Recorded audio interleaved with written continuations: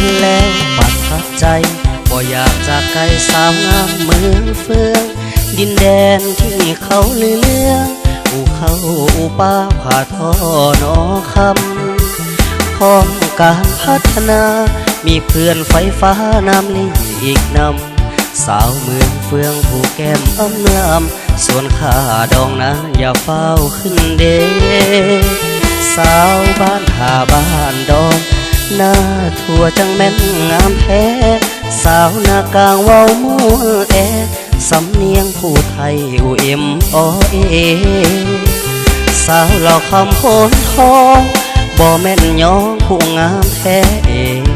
สาวนาพิงโคนใส่โอเคหากอายบ่เดสาวงามเมืองเฟืองสาวงามสาวเมืองบ่อาจจะลืมห้อยเจ้าได้สาวหน้าเลืองหน้าแสงฝังใจยิ้มมาครั้งใดอายจนยืนซึ้งสาวงามแก้งเสียงสาวพาสังเห็นจนตะลึงสาวเมืองเฟืองแสนงามดุดดึงส่วนให้ลำพึงบ่อยากจากลายามต้องจากจรลาจากจรขึ้นสู่เวียงจันทร์ถึงอายอยู่แดนสวรรค์อยู่ห่างไกลกันบ่ลืมดอกนาอยู่ใกล้สุดสายใดอายก็จะพบกับเต่าคืนมาจะกลับมาพบพ่อ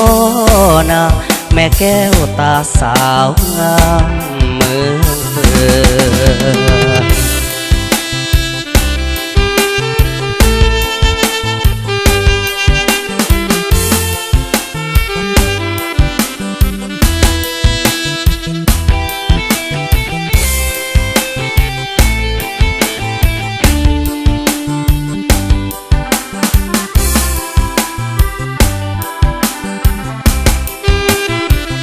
สาวงามซ้ำบ่อาจจะลืมห้อยยิ้ม